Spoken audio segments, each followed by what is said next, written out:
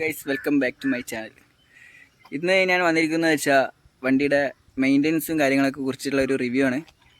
അപ്പോൾ മുന്നത്തെ ഒരു വീഡിയോ ഇട്ടുണ്ടായിരുന്നു, കാണാത്തവരൊന്ന് പോയി കാണുക. അപ്പോൾ ഇന്നെന്താ വെച്ചാൽ കുറച്ച് കാര്യങ്ങളുടെ ആഡ് ചെയ്തിട്ടുള്ളൊരു വീഡിയോ. 5 സർവീസ് കഴിഞ്ഞിട്ടുണ്ട്. അപ്പോൾ മെയിൻ്റെനൻസും കാര്യങ്ങളൊക്കെ എന്ന് ചോദിച്ചു കഴിഞ്ഞാൽ വളരെ എക്സ്പെൻസീവ് എന്നൊന്നും പറയാൻ പറ്റില്ല.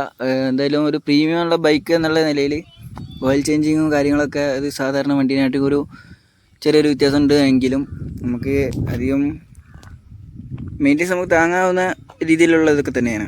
1965 കിലോമീറ്റർ ആയിരിക്കണം ഇപ്പോൾ വണ്ടി ഓടിയിട്ട്.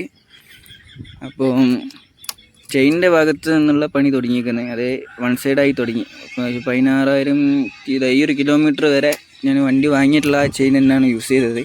ഏകദേശം 10,000 കിലോമീറ്ററൊക്കെ ആകുമ്പോൾ ചെയിനും കാര്യങ്ങളൊക്കെ മാറ്റണം എന്നുള്ളതാണ് കേട്ടുള്ളത്. അപ്പോൾ വണ്ടീനെ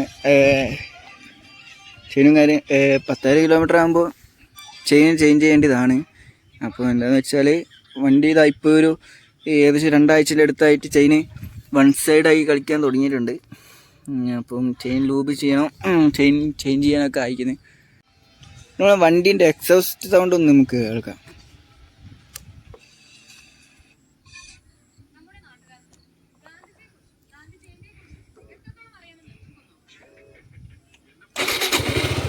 വണ്ടി നമുക്ക് പെട്ടെന്ന് സെൽഫ് അടിച്ച് പോകാൻ പറ്റില്ല. ക്ലച്ച് പിടിച്ചിട്ട് മാത്രമേ വണ്ടി ന്യൂട്രലാണെങ്കിലും ക്ലച്ച് പിടിച്ചിട്ട് മാത്രമേ നമ്മൾ സ്റ്റാർട്ട് ചെയ്യാൻ പറ്റുള്ളൂ. അപ്പോൾ നമ്മൾ വണ്ടീൻ്റെ എക്സോസ്റ്റ് സൗണ്ട് ഒന്ന് കേൾക്കാം.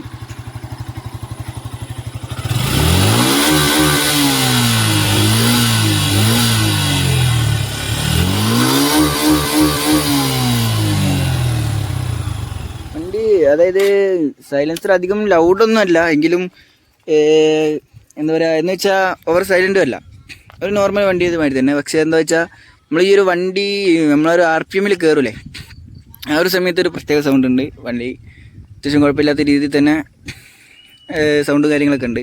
പിന്നെ ലൈറ്റിൻ്റെ ഭാഗത്തേക്ക് വരികയാണെങ്കിൽ അത്യാവശ്യം നല്ല വിസിബിലിറ്റി കിട്ടുന്നുണ്ട്. അതായത് നമ്മളെ ഈ നൈറ്റിലൊക്കെ നമ്മളെന്താ പറയുക ഒറ്റയ്ക്കൊരു റോഡിലൂടെ പോകുന്ന സമയത്തൊക്കെ നമുക്ക് അത്യാവശ്യം നല്ല രീതിയിൽ തന്നെ നമുക്ക് നല്ലൊരു വിസിബിലിറ്റി തരുന്നുണ്ട്.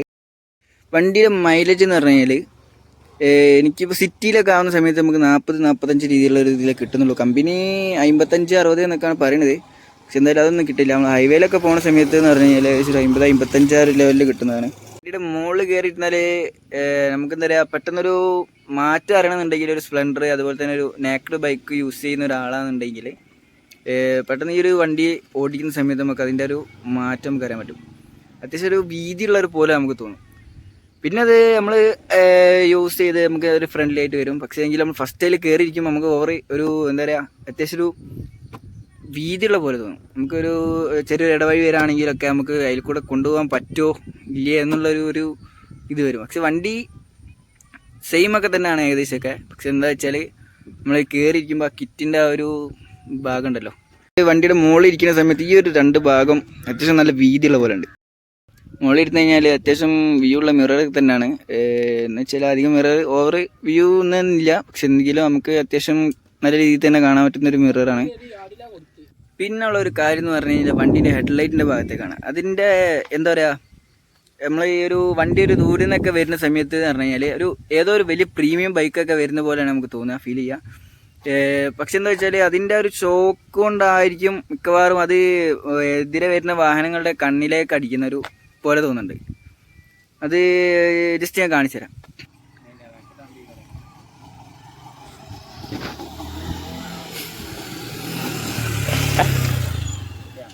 വീഡിയോ ഇഷ്ടമായെങ്കിൽ ലൈക്ക് ചെയ്യുക, ഷെയർ ചെയ്യുക, സബ്സ്ക്രൈബ് ചെയ്യുക.